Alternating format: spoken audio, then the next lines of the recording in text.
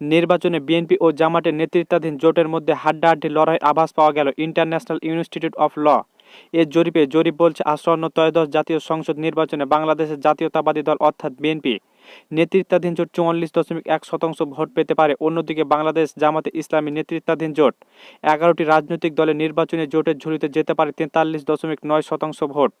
অর্থাৎ বলার অপেক্ষা রাখে না বিএনপি, একদম ঘাড়ের উপরে নিঃশ্বাস ফেলছে জামাত। রাজনীতিতে শেষ কথা বলে কিছু নয়, আর ভোটের মাঠে তো একেবারে নেই। পুরনো পল্টনের একটি হোটেলে সোমবার যখন International Institute of Law and Development তাদের জরিপের ফলাফল ঘোষণা করছিল, তখন উপস্থিত অনেকের চোখ কপালে ওঠার উপক্রম। এতদিন ধরে রাজনীতির মাঠে যে ন্যারেটিভ বা বয়ান প্রতিষ্ঠিত ছিল, বিএনপি একাই ধানে শীষের জোয়ারে ভেসে সরকার গঠন করবে, সে বয়ান বড়সড় ধস দিয়েছে এই জরিপ। 0.1% ব্যবধান। রাজনীতির ভাষায় একে ব্যবধান বলা চলে না, বরং বলা চলে সমানে সমানে লড়াই।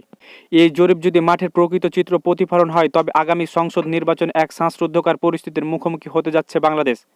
বিশেষ করে বিএনপি শিবিরে এই ফলাফল নিঃসন্দেহে কপালে চিন্তার ভাঁজ ফেলবে, কারণ এতদিন তারা ধরে নিয়েছিল মাঠ ফাঁকা এবং গোল দেওয়া কেবল সময়ের ব্যাপার। কিন্তু জামাত যে সাইলেন্ট কিলার বা নীরব ঘাতকের মতো ভোট বক্সে এমন থাবা বসাবে প্রস্তুত, তা হয়তো নীতি নির্ধারকরা অনেকে আন্দাজ করতে পারেনি।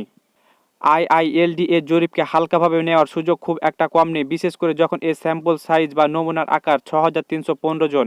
দেশের 300টি সংসদীয় আসনে চলমান এ জরিপ উঠে এসেছে এক বিস্ময়কর তথ্য। ভোটে পাওয়ার সামগ্রিক হারে বিএনপি সামান্য এগিয়ে থাকলেও নিশ্চিত জয় বা কনফার্ম সিটের হিসেবে কিন্তু জামাত জোট এগিয়ে। জরিপ ফলাফল বলছে জামাত জোট নিশ্চিতভাবে 105টি আসন জয়লাভ করতে পারে, যেখানে বিএনপি জোট নিশ্চিত আসন 101টি। অর্থাৎ দুলমান বা সুইং ভোটারদের বাদ দিয়ে নিজস্ব ভোট ব্যাংক বা জোটের শক্তিতে জামাত বিএনপি চেয়ে 4টি আসনে এগিয়ে আছে। এই পরিসংখ্যানটি বিএনপির জন্য বেশ অস্বস্তিকর। নির্বাচনে 75টি আসনে হাড্ডাহাড্ডি লড়াইয়ের আভাস পাওয়া যাচ্ছে। মূলত এই 75টি আসন নির্ধারণ করবে আগামী দিনের ক্ষমতার মসনদ কার দখলে যাবে। 19টি আসনে অন্যান্য প্রার্থী জয় হতে পারে বলে জরিপে উঠে এসেছে। অর্থাৎ একক সংখ্যাগরিষ্ঠতা পাওয়ার জন্য বিএনপিকে যতটা নিশ্চিত মনে করা হচ্ছিল, পথটা ততটা মসৃণ নয়।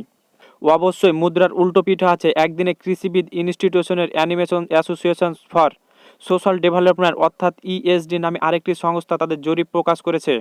তাদের ফলাফল আবার সম্পূর্ণ ভিন্ন কথা বলছে। ইএসডির জরিপ অনুযায়ী বিএনপি জোট 208টি আসনে জয়লাভ করতে পারে, যা সাইডলাইন ভিক্টোরিয়া বা ভূমিধস বিজয়ের ইঙ্গিত দেয়। তাদের মতে জামাত জোট পাবে মাত্র 46টি আসন। এই জরিপে 41,500 জন মানুষের মতামত নেওয়া হয়েছে। ইএসডির জরিপে দেখা যাচ্ছে 66.3% ভোটার বিএনপিকে ভোট দিতে চায়, যেখানে জামাতের সমর্থন 11.9%। এই দুই জরিপের ফলাফলের আকাশ পাতাল ব্যবধান সাধারণ মানুষকে বিভ্রান্ত করে ফেলতে পারে। তবে রাজনৈতিক বিশ্লেষকেরা বলছে জরিপের পদ্ধতি, এলাকা এবং সময়কাল ফলাফলের বড় ব্যবধান প্রভাব ফেলে। ইএসডির জরিপে দেখা যাচ্ছে নারী ভোটারদের মধ্যে বিএনপির জনপ্রিয়তা আকাশচুম্বী, প্রায় 71%। বিশেষ করে চট্টগ্রাম ও সিলেটে বিএনপির দুর্গ বেশ শক্ত। অন্যদিকে বরিশাল ও খুলনা জামাতের অবস্থান শক্তিশালী। মাঠের প্রচারণা চিত্রটি যদি আমরা একটু গভীরভাবে পর্যবেক্ষণ করি, তবে দুই দলের কৌশলের ভিন্নতা চোখে পড়ে। বিএনপি তাদের প্রচারণা, জনসমাবেশ, শোডাউন এবং বড় জামাতের উপর জোর দিচ্ছে। তাদের লক্ষ্য হলো শক্তিশালী প্রদর্শনী করা এবং জনগণকে বুঝিয়ে দেওয়া যে তারা ক্ষমতায় আসছে।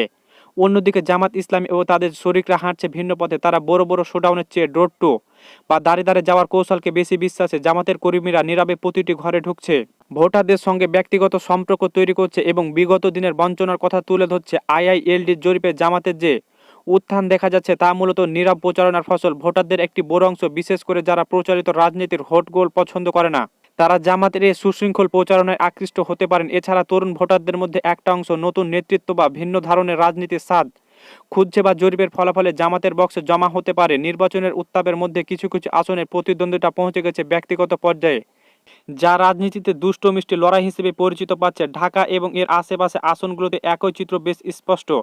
বিশেষ করে মির্জা আব্বাস বা তরুণ নেতা নাসির উদ্দিন পাটোয়ারির মধ্যে অলিখিত প্রতিদ্বন্দ্বিতা এখন talk of the town. Mirza Abbas পুরান ঢাকার ঐতিহ্যবাহী রাজনীতির ধারক, তার কাছে দীর্ঘদিনের অভিজ্ঞতা বা নিজস্ব ভোট ব্যাংক। অন্যদিকে নাসির উদ্দিন পাটোয়ারি ছাত্র জনতার আন্দোলনে স্পিরিট ধারণ করে নতুন প্রজন্মের প্রতিনিধি হিসেবে উঠে এসেছে। তাদের মধ্যে লড়াইটা কেবল ভোটের মধ্যে থাকে না, থেকে জেনারেশন বা প্রজন্মের লড়াইয়ের রূপ নিয়েছে। আব্বাস যখন তার অভিজ্ঞতার ঝুলি খুঁড়ে বসছেন, পাটোয়ারি তখন পরিবর্তনের স্লোগান তুলে তরুণদের কাছে টানছে। জনসংখ্যা একে অপরের বিরুদ্ধে বক্তব্য দিল। ব্যক্তিগত পর্যায়ে তাদের মধ্যে এখনও একটা শ্রদ্ধা মিশ্রিত প্রতিযোগিতার আভাস পাওয়া যাচ্ছে। ভোটাররা এই লড়াই বেশ উপভোগ করছে। এ ধরনের হাই ভোল্টেজ আসনগুলোতে আসলে নির্বাচনের মূল আমেজ ধরে রাখছে।